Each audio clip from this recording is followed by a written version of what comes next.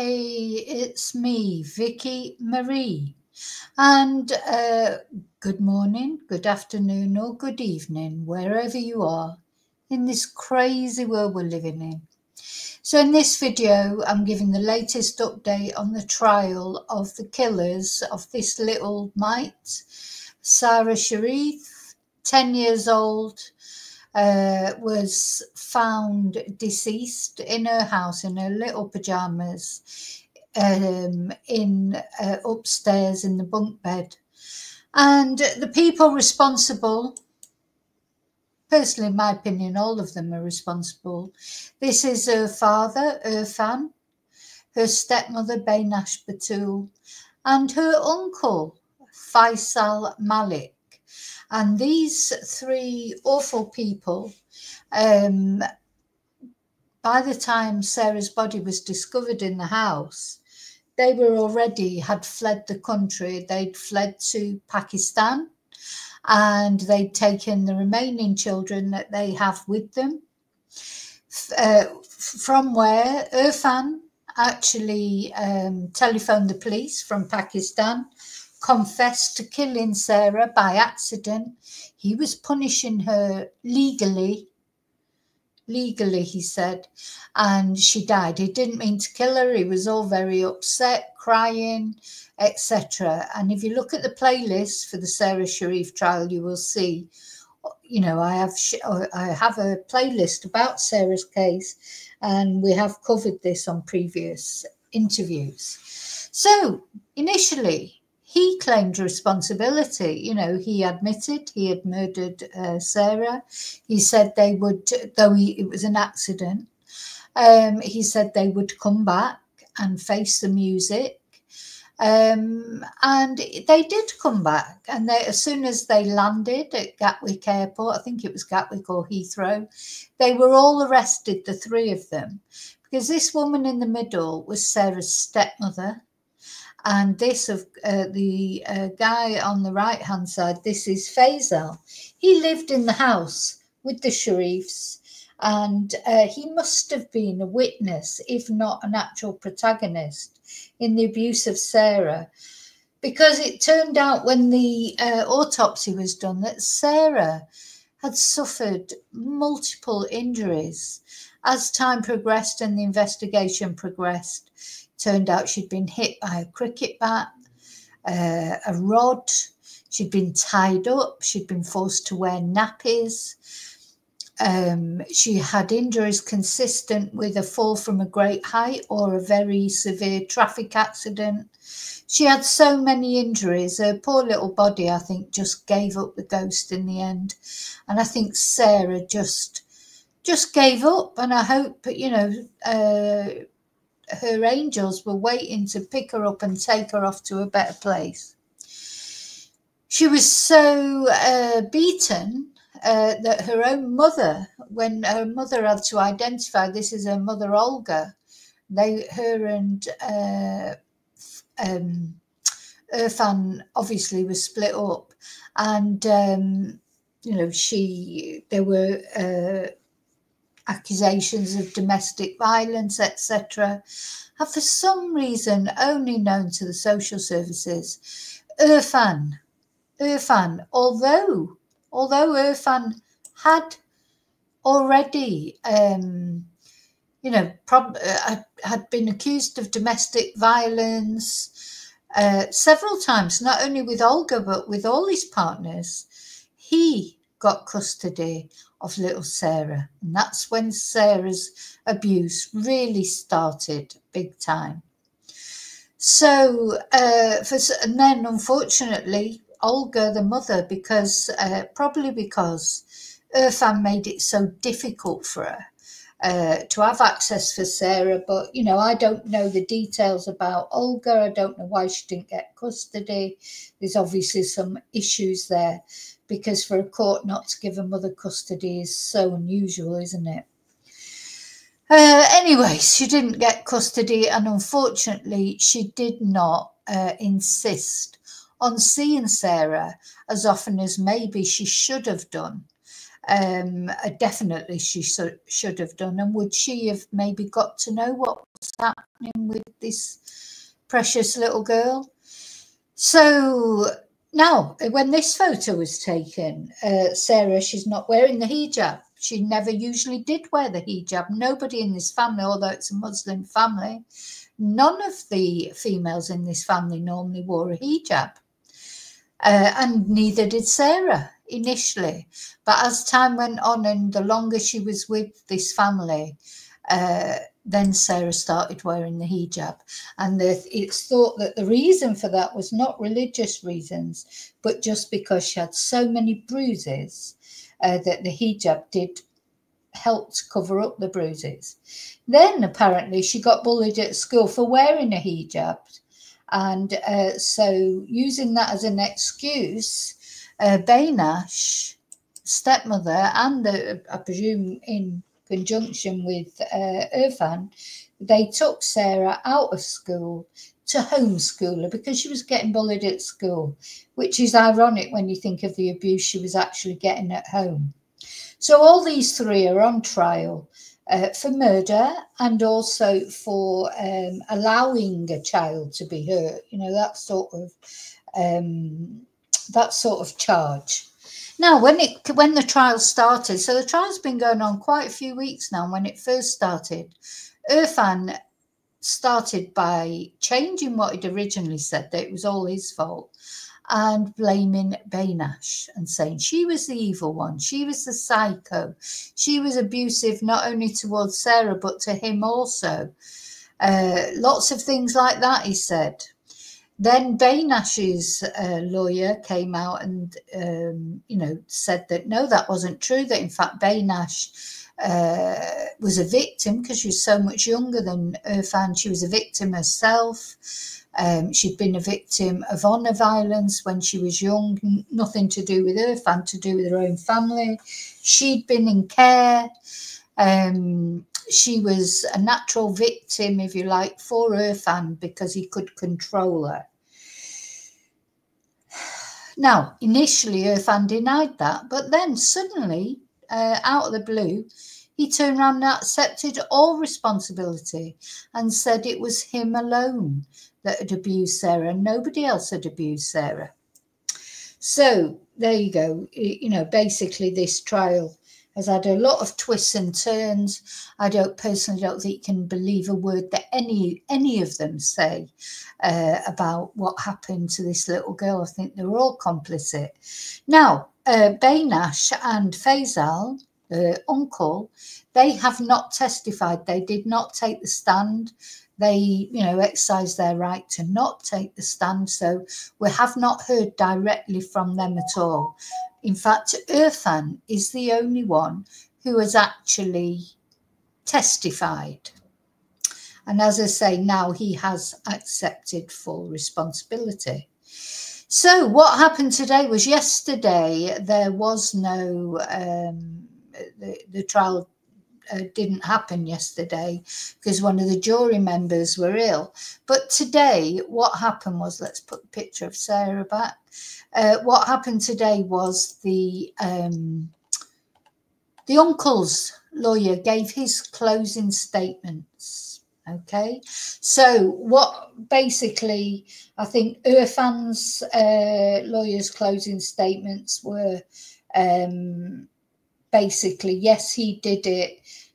What did he say? He said something like his own lawyer called him a scumbag and said he would probably burn in hell forever for what he'd done to Sarah. But that on that particular day, he didn't. It wasn't him who did it. I mean, it was the weirdest defence I've ever heard. And then Baynash's lawyer, when he did his closing arguments, blamed it all on Irfan. But one thing that is a definite problem for Baynash's lawyer is that there were bite marks on Sarah that did not match either to Irfan or to Faisal. And we don't know if they would have matched to Baynash because she refused to give the dental impressions. So we know that these two men did not cause the bite marks that were on Sarah. So who did? Well, it's her, isn't it? Obviously, seems obvious it's going to be Baynash that caused the bite marks. But we don't know because she refused to give dental. How could she refuse? You know, how can someone refuse to give dental impressions once they've been arrested for murder? That really surprised me, that. But anyway, she did, so. But the men did, and the men were both, even Irfan, who's admitted to most of the abuse that was done to Sarah, even Irfan, it wasn't his bite marks, and it wasn't Faisal's bite marks, so it's like they're likely to be Baynash's. So, let's put Sarah's picture back up. So what happened today? So what happened was the defense lawyer for Faisal, Malik, the uncle, stood up and said that the father of 10-year-old Sarah is controlling the narrative even now. That Irfan is still trying to control the narrative. He talked about how Irfan had previously accepted full responsibility for Sarah's death, but had denied intending to kill her. And all three of them deny murder and causing or allowing the death of a child. So Michael Ivers, KC, who is the defense lawyer for, they've all got different lawyers, all three of them. So you've got a different defense lawyer for all of the three defendants, and you've got the prosecutor. The defense lawyer for Faisal is Michael Ivers, and he said his client is not responsible for the sins of his brother. And he's added, Mr. Malik gave his teeth marks because he'd never bitten her. He's never burnt her. He'd never hit her. He's never done anything. There isn't a single piece of evidence that he did anything, that he caused any damage to Sarah, which is probably true. But at the end of the day, he did turn a blind eye to it. It's just as bad, isn't it? And he said that the evidence against his client was entirely circumstantial. And he said it was laughable, bluntly laughable, to say that the evidence against Sarah's uncle was the same as the other defendants. He said there is no evidence. There isn't even a strong circumstantial case. It's entirely lacking in evidence. It's all based on must-haves. And the idea that we started this trial with the position that my client was always at home has shown to be wrong, laughably wrong. So don't forget, we've heard that Sarah's been hooded, burned and beaten during these 2 years of abuse. Anyway, he also said, Mr. Ivers told the jurors, you don't have to be Mystic Meg in this case to realise there's an issue in and around causation. And he said, in a nutshell, Mr.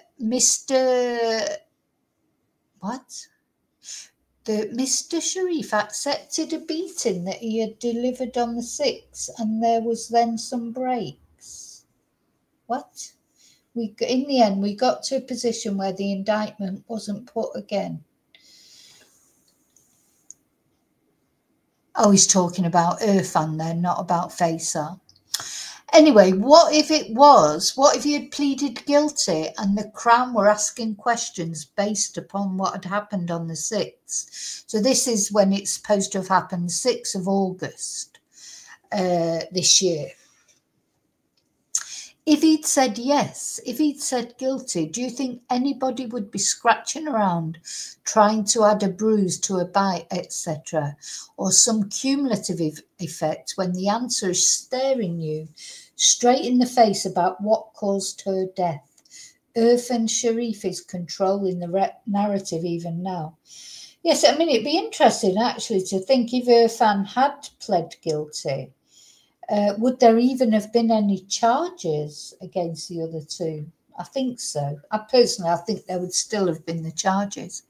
Anyway, during his evidence, Irfan Sharif went on to deny he beat Sarah on the 6th of August, 2 days before she died. And this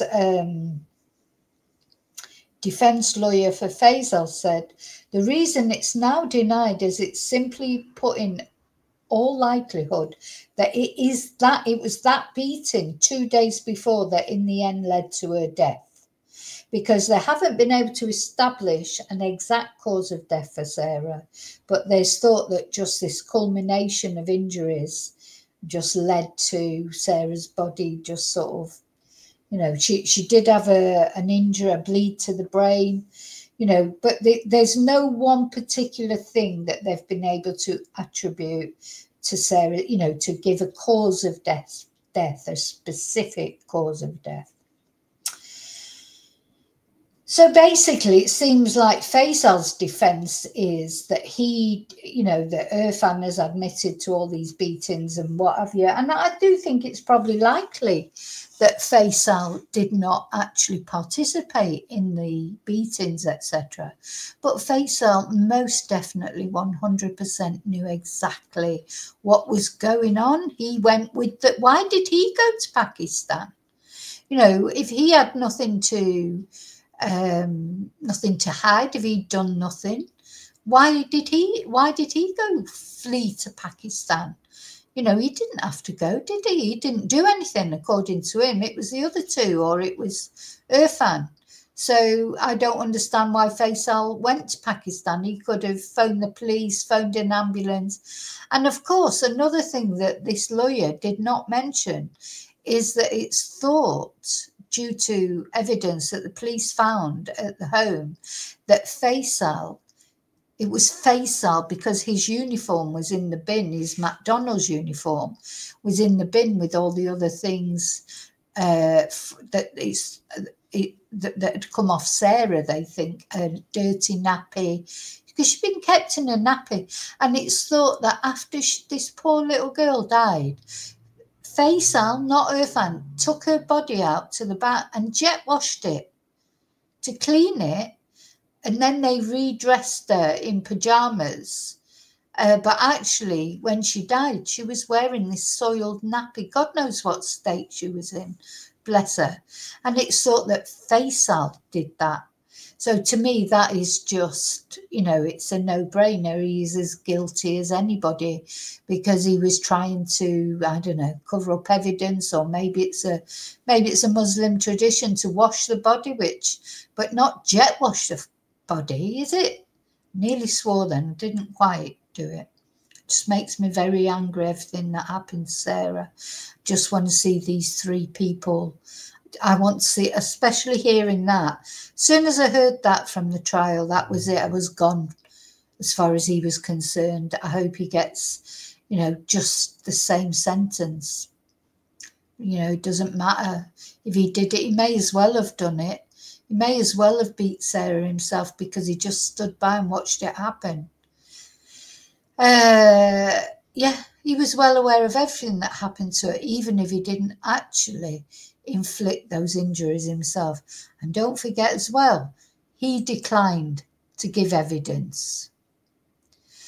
So that's where we are.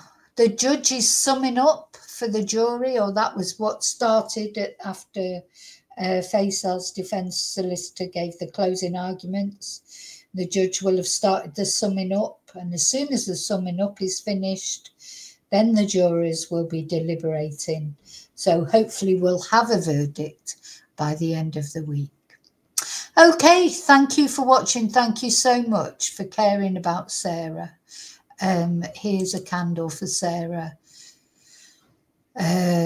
Justice for Sarah. I'll see you really soon in the next video. And until then, as always, may your God go with you.